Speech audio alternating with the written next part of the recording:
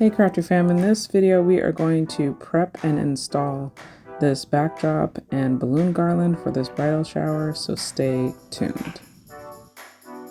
So the first thing I prepped were these flowers. These are, I believe, pink carnations. I had two stems of those, and then I added a couple stems of baby breath, and then I turned it over and tried to add at least 3 or 4 stems of eucalyptus just to give it a more dynamic and uniform look.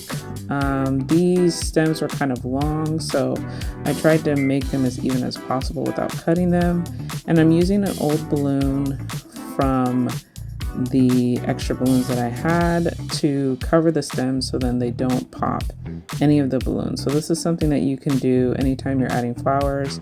And for extra measure, I am wrapping the balloon with a 260 to make sure it doesn't slip or fall. Next, we're going to be prepping our balloons. So I'm using 3 colors that the client picked out. She had a couple inspo pictures, and I'm starting with this Qualitex cactus color.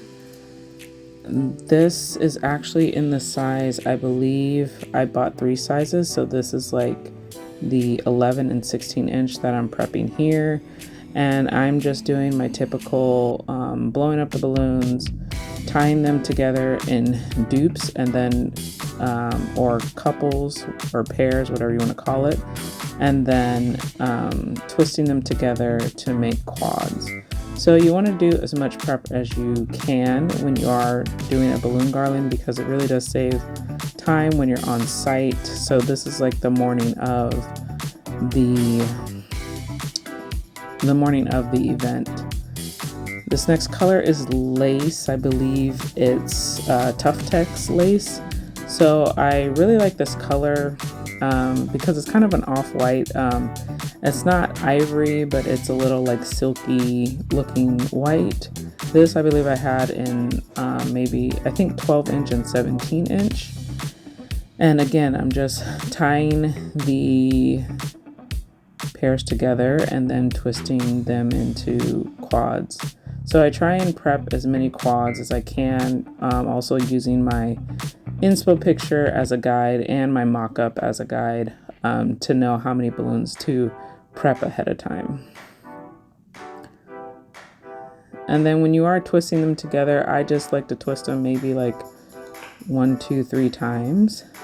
This next color is pink macaroon, which I thought was a really nice color. It's a little more orangey and peachy than like your baby pink or candy pink. So I really did like this color. I believe this is the brand Calisan, but I'll have all the sizes and brands in the description below. So this one I actually had 24 inch. So sorry if my arm is kind of blocking the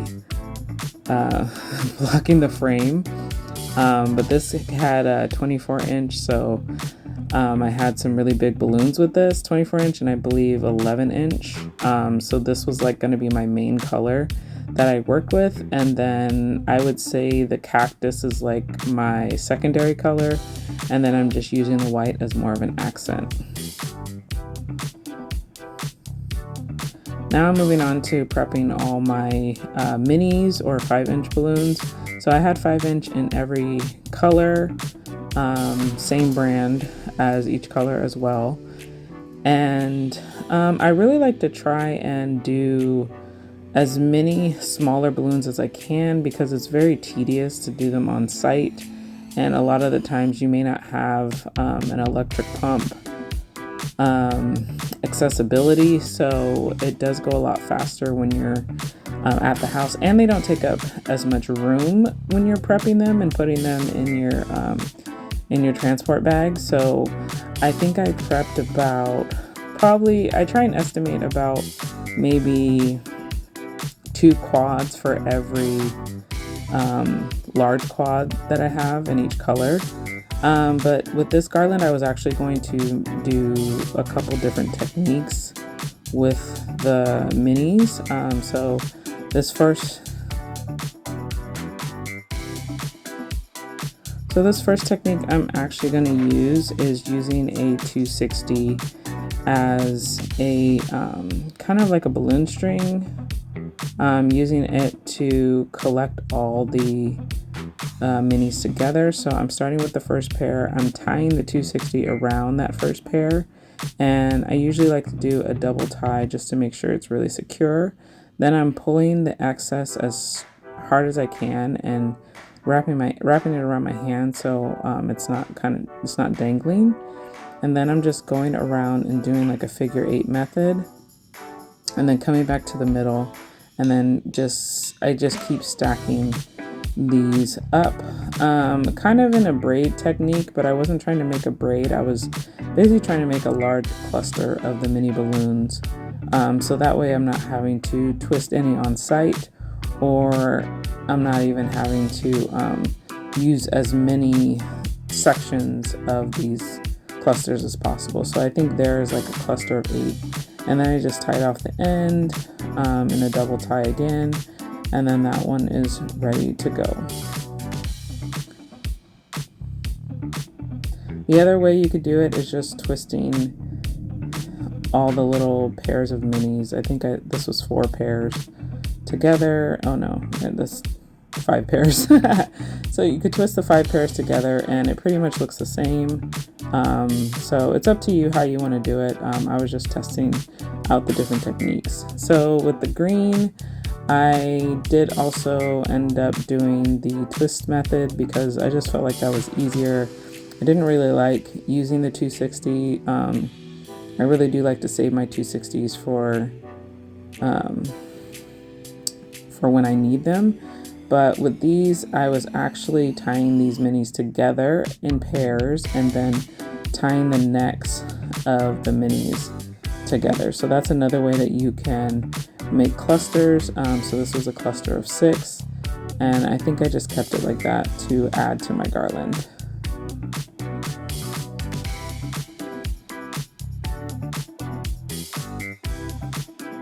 And then because the lace was an accent color, I really didn't have a technique with these.